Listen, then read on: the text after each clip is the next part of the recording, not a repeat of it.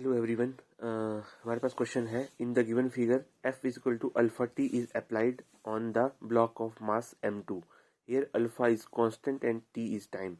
Find the acceleration of the blocks and also draw acceleration versus time graph of both the blocks. सबसे पहले हम इसको approach करेंगे। यहाँ मैं सॉल्यूशन लिख देता हूँ। फर्स्ट क्या करेंगे हम इसमें,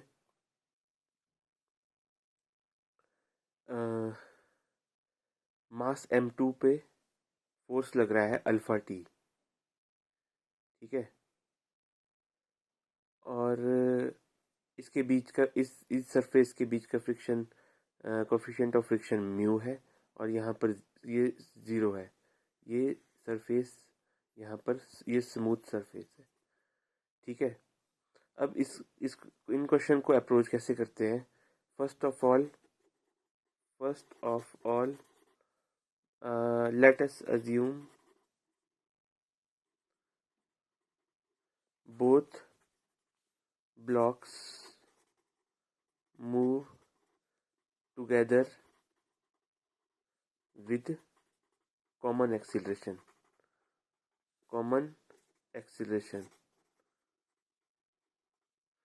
तो कॉमन एक्सीलरेशन हो जाएगा इसका alpha T F upon m1 plus m2, ठीक है।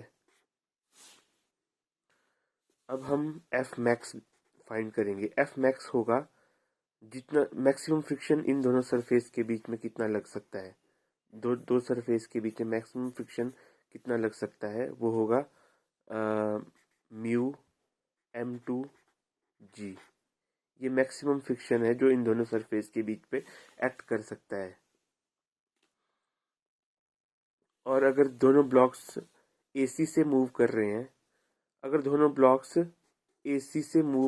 हैं, जो कि ये वाली एक्सीलरेशन है, तो फोर्स कितना लगेगा? फ्रिक्शन फोर्स कितना लगेगा? एम बी ए ये लगेगा, ठीक है। तो ये हो जाएगा, क्योंकि अगर हम इसकी एफ बी डी बनाएंगे एम बी की, तो इस पे फोर्स लग रहा होगा एफ डैश जो कि होगा एम बी ए के बराबर। तो मैक्सिमम फ्रिक्शन जो आ रहा होगा वो होगा एम बी ए। तो एम बी होगा आपका, एम बी है m1, एक्सिलरेशन है alpha t upon m1 plus m2।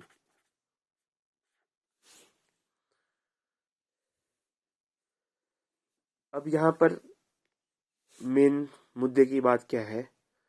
मुद्दे की बात ये है कि जो एफ डैश है ये इक्वल टू और लेस देन होना चाहिए एफ मैक्स के, तभी ये ब्लॉक जो है साथ में मूव कर पाएंगे। अगर ये एफ डैश जो फ्रिक्शन आ रहा है, अगर ये मैक्सिमम फ्रिक्शन से ज़्यादा हो गया तो दोनों ब्लॉक्स एक्सीलरेट कर जाएंगे एक दूसरे के ऊपर, काइनेटिक फ्रिक्शन आ जाएगा। तो अब मैं यहाँ पर लिखूंगा इसको, नेक्स्ट पेज में करता हूँ मैं इसको।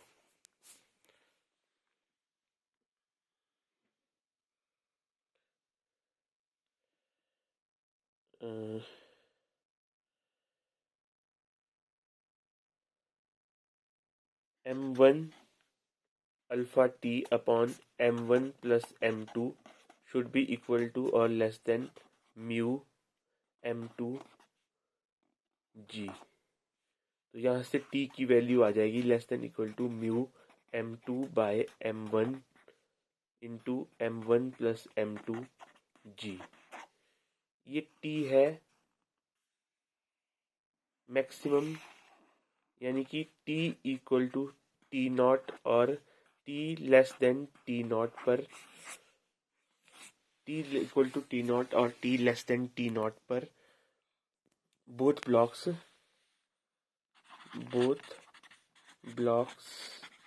will move together.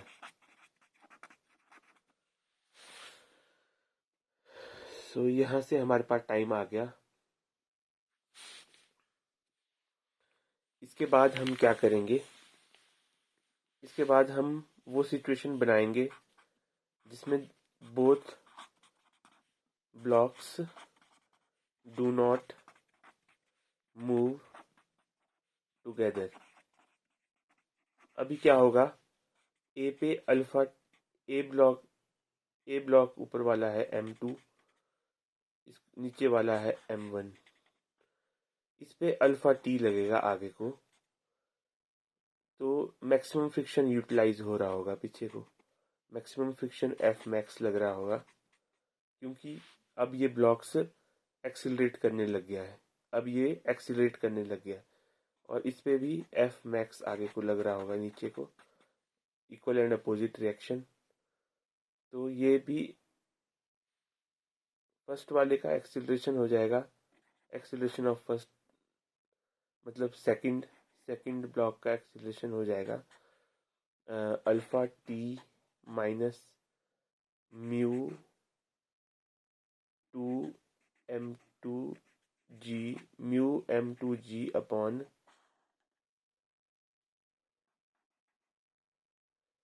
m2, ये हो जाएगा।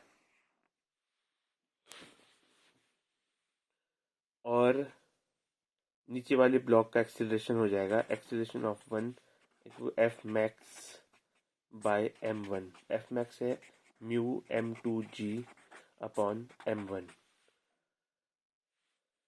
अगर दोनों ब्लॉक्स हाथ में मूव नहीं कर रहे, अब देखो टाइम फ्रेम में कैसे ग्राफ बनेगा इसका।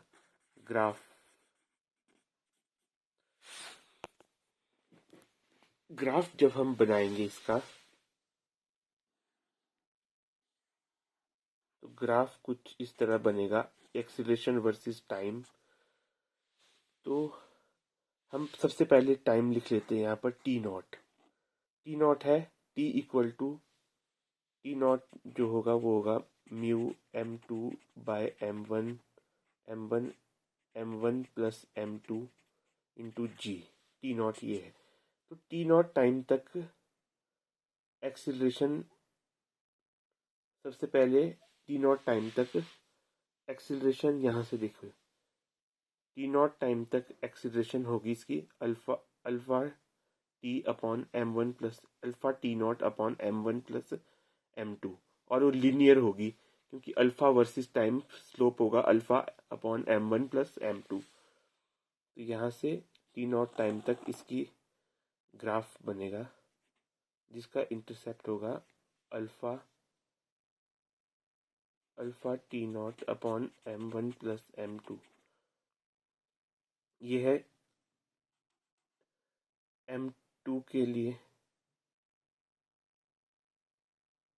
ये है m1 के लिए ग्राफ।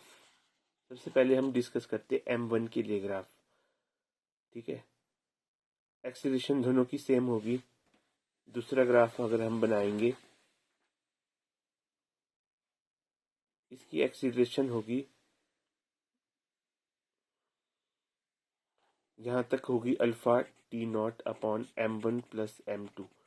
यहाँ के बाद यहाँ के बाद है सारी कहानी। तो यहाँ पर सबसे पहले इसका लिख लेंगे हम,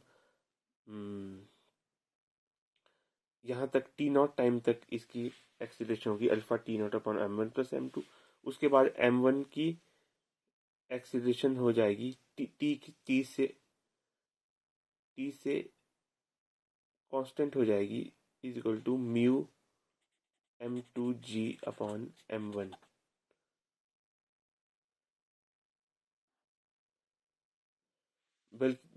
और सेकंड m2 के लिए हो जाएगी यहाँ से लिनियरली इंक्रीज करती हुई, जिसका स्लोप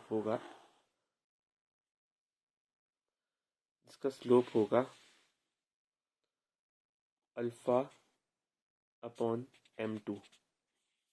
इस लाइन का स्लोप होगा alpha upon m2। Thank you.